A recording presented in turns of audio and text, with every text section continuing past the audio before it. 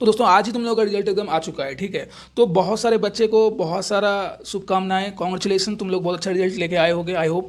और बहुत सारे बच्चे ऐसे होंगे जो दोस्तों बहुत सारे सब्जेक्ट में, आई थिंक एक सब्जेक्ट में, किसी 2 सब्जेक्ट में, किसी 3 सब्जेक्ट में दोस्तों तुम लोगों का अच्छा प्रदर्शन नहीं रहा होगा, अच्छा तुम मार्क्स नहीं लेके आ पाए होगे, ठीक है। तो उसके लिए एकदम घबराने की बात नहीं है। एक्चुअली दोस्तों रिजल्ट जब आता है तो लोग यहाँ पे क्या सोचेंगे, सोसाइटी क्या सोचेगी, फैमिली मेम्बर्स क्या सोचेंगे, यहाँ पे बच्चे यहाँ पे ये सब चीज़ सोच के बहुत ज़्यादा घबरा जाते हैं, ठीक है। तो यहाँ पे घबराना नहीं है। एक्चुअली क्लास 12th के ही मार्क्स को बहुत ज़्यादा ही यहाँ पे बहुत ज़्यादा प्रायोरिटी दिया जाता है, क्योंकि क्लास 12th से के बाद से ही मतलब तुम या क्लास 12 से ही स्ट्रीम सिलेक्शन करते हो और फिर तुम मेडिकल लाइन में जाना चाहते हो या फिर तुम इंजीनियरिंग लाइन में जाना चाहते हो।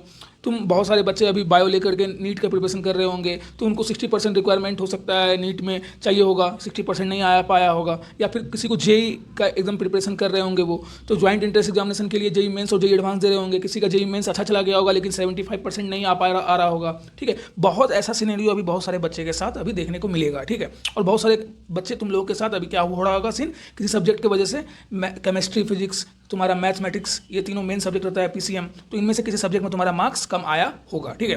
तो घबराने की कोई बात नहीं है, एकदम सारा चीज़ बताने वाले हैं भाई कि तुम्हारा कंपार्टमेंट देके तुम कैसे क्लियर करोगे, और तुम्हारे एडमिशन में भी एक जरा भी बाधा नहीं क्रिएट करेगा तुम्हारे किसी भी सब्जेक्ट में मार्क्स कम आने के लिए, ठीक है। और तुम देखो, अगर एक सब्जेक्ट में है तो इट्स कैन बी पॉसिबल कि तुम मैनेज कर लो, ठीक है। लेकिन अगर एक सब्जेक्ट से ज़्यादा है तो हो सकता है कि सीबीएसई इस बार क्लास 10th को वालों को हर साल कंपार्टमेंट के लिए 2 सब्जेक्ट के लिए देती थी प्रायोरिटी, लेकिन इस बार 3 सब्जेक्ट के लिए उन लोगों ने क्लियर करने का मौका दिया, ठीक है। तो हो सकता है दोस्तों तुम लोगों को भी 2 सब्जेक्ट देने का मौका सीबीएसई दे, ठीक है। May be it's can be possible, ठीक है। तो अभी तक नोटिफिकेशन नहीं आया, आज जस्ट अभी रिजल्ट आया ही है, कुछ देर बाद हो सकता है नोटिफिकेशन उसका भी आ जाए, ठीक है, कंपार्टमेंट के लिए। तो दोस्तों कंपार्टमेंट एग्जाम ही तुम्हारा सप्लीमेंट्री एग्जाम है, ठीक है। तो सारा जितना भी एकदम फ्रिक्वेंटली आस्क्ड क्वेश्चन है, सब चीज़ सारा डाउट क्लियर करते हैं कि भाई जिसके भी एक सब्जेक्ट में क्लास 12th में तुम्हारा कंपार्टमेंट लगा है, ठीक है। अभी तक यही चलता आ रहा था कि मतलब तुम्हारा जो अभी तक सीन चल रहा था, पिछले साल तक एक सब्जेक्ट में एक ही दिन एग्जाम कंडक्ट करा करके सीबीएसई करवा ले रही थी एग्जाम, ठीक है, एक सब्जेक्ट टिल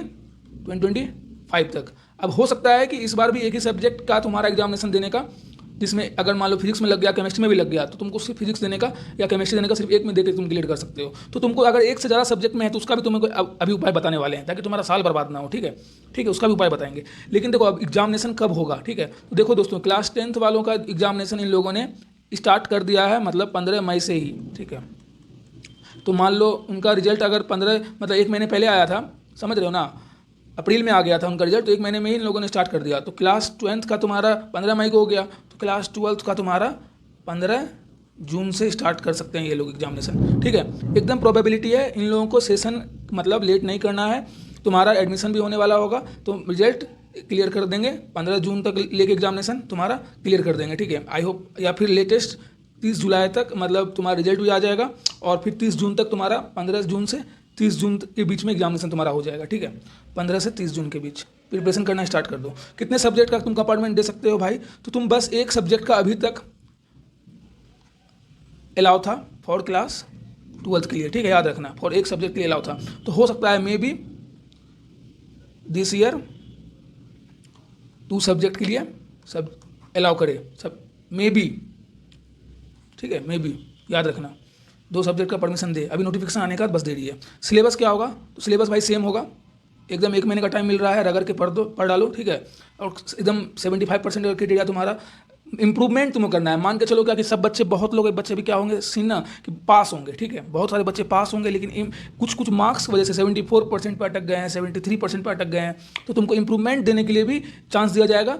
इंप्रूवमेंट तुम दे के एग्जाम क्लियर कर सकते हो, ठीक है, हमेशा याद रखना। और इस बार जो कैंडिडेट तुम्हारा अप्लाई करेंगे, ये सब तुम्हारा regular student, as a regular, तुम जिस कॉलेज से पढ़े हो, जिस स्कूल से पढ़े हो, वहाँ से तुमको अपना जाकर अप्लाई करवाना पड़ेगा, ठीक है। जो जिसका पहला बार कंपार्टमेंट लगा है और जो पहला बार कंपार्टमेंट देना चाहते हैं या फिर पहला बार इंप्रूवमेंट देना चाहते हैं, उसको अपना स्कूल से ही अप्लाई करना है, ठीक है, याद एकदम रखना है इस चीज़ को।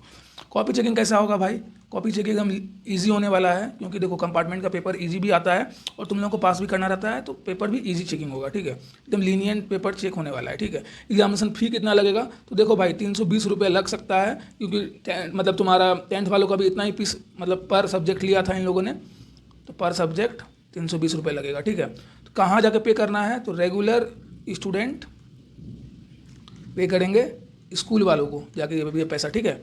और प्राइवेट कैंडिडेट खुद से अप्लाई करेंगे। प्रोसेस ऑनलाइन होगा सीबीएसई के साइट पे, ठीक है। तुम्हें रेगुलर स्टूडेंट जाके स्कूल में जमा करेगा पैसा, और प्राइवेट कैंडिडेट कौन, जिसका लास्ट चांस है कंपार्टमेंट देने का, जिनका पिछले साल भी क्लियर नहीं हो पाया था, तो वो प्राइवेट कैंडिडेट जाके अप्लाई करेंगे CBSE के पोर्टल पे, समझा। 2026 में लास्ट अटेम्प्ट है प्राइवेट कैंडिडेट का, ठीक है, समझ में आ गया। क्लास 12 के बच्चों के लिए कितना चांस मिलेगा भाई, तो चांस तो जानते हो भाई, तुमको 3 चांस मिलने वाला है। एक अभी तुमको मिल रहा है 2026 में, जून वाला अटेम्प्ट, ठीक है, जो जून में अगर एग्ज़ाम हो जाएगा तो, ठीक है, और एक तुमको मिलेगा 2027 में विथ जूनियर्स, ठीक है, जूनियर्स के साथ जो तुम एग्जामिनेशन दोगे, और मतलब उनका जब बोर्ड एग्जामिनेशन होगा, सिलेबस भी वही, जो जूनियर्स का सिलेबस होगा वही तुम्हारा भी होगा अगर तुम 2027 में दोगे तो। और 2027 में तुम अप्लाई कर सकते हो फिर से 2 सब्जेक्ट के लिए, 2027 में 2 सब्जेक्ट के लिए अप्लाई कर सकते हो, ठीक है, और चाहो तो तुम सब सब्जेक्ट के लिए अप्लाई कर सकते हो, ठीक है, कोई दिक्कत नहीं है 2027 में। लेकिन अभी वाले आइटम में सिर्फ एक सब्जेक्ट, अभी तक यही चल रहा था, ठीक है। और फिर तुम 2027 में जूनियर का जब कंपार्टमेंट होगा जून में, तो 3rd चांस ये है, ठीक है, 2027 का जून कंपार्टमेंट में अप्लाई कर सकते हो। रिजल्ट कब आएगा भाई, तो जुलाई लास्ट तक रिजल्ट आ जाएगा, ठीक है, समझ में आ गया, या फिर अगस्त का स्टार्टिंग में, ठीक है भाई। अब तुम्हारा मेन क्वेश्चन क्या है कि प्रैक्टिकल एग्जाम में क्या करना होगा। तो प्रैक्टिकल एग्जाम में अगर कोई बच्चा फेल कर गया था, कोई बच्चा फेल है, तो प्रैक्टिकल एग्जाम में भाई तुमको क्या करना पड़ेगा, फिर से एग्ज़ाम देना पड़ेगा, या एब्सेंट था तो फिर से देगा। बट अगर तुमको कुछ मार्क्स मिला हुआ है 19/20 मान लो, ठीक है, मैथ्स में, या फिर तुमको क्या कहते हैं 30 में 29 मिला हुआ है, तो ये ट्रांसफ़र हो जाएगा एज इट इज़, ठीक है। और ये सारा तुमको प्रोसेस है, विजिट करना है CBSE के साइट पे, ठीक है, 2026 के लिंक पे तुमको क्लिक करना है, फिर उसका सारा डॉक्यूमेंट सबमिट करना है, अपना एलिजिबिलिटी क्राइटेरिया देख करके रोल नंबर देखना है, अपना रोल नंबर देखने के बाद डेट ऑफ बर्थ अपना डालना है। फिर उसके बाद जो ये चीज़ करेंगे वो प्राइवेट कैंडिडेट करेंगे। रेगुलर कैंडिडेट तुमको जा करके क्या करना है, स्कूल वाले को अप्लाई करना है, रेगुलर स्कूल वाले को जाके अप्लाई करवाएंगे। समझ आ गया इतना सारा बात। और दोस्तों जिनका एक सब्जेक्ट से ज़्यादा में मतलब कंपार्टमेंट लग गया है, वो अपना साल नहीं बर्बाद करना चाहते हैं क्योंकि उनको एडमिशन कराना है, तो वो national institute of open schooling, तुम्हारा जो ये NIOS है, NIOS से तुम अपना एग्जाम दे सकते हो, ठीक है। ये तुम्हारा क्या है, ऑन स्टूडेंट डिमांड एग्जाम है, ऑन स्टूडेंट डिमांड एग्ज़ाम है, ठीक है। तो ऑन स्टूडेंट एग्ज़ाम में कुछ दिक्कत नहीं होता है, ये सब जगह वैलिड है, ऑल इंडिया वैलिड है, ठीक है, ऑल इंडिया वैलिड है, ठीक है, कोई दिक्कत नहीं होगा। तुम जा करके बस डायरेक्ट एग्ज़ाम दे सकते हो। तुमको बस इसके वेबसाइट पे जाना है NIOS के, फिर उसके बाद तुमको जिस महीने में एग्ज़ाम देना है, ये मंथली वाइज एग्ज़ाम कराती है, 2-2 महीने पे इनका फॉर्म निकलता है, ठीक है। स्टूडेंट के डिमांड पे ये एग्ज़ाम होता है, ऑन स्टूडेंट डिमांड एग्ज़ाम है, ठीक है। तो तुमको जाके एग्जामिनेशन देना है। इसका सेंटर तुमको KV केंद्र विद्यालय में पड़ेगा एग्ज़ाम सेंटर।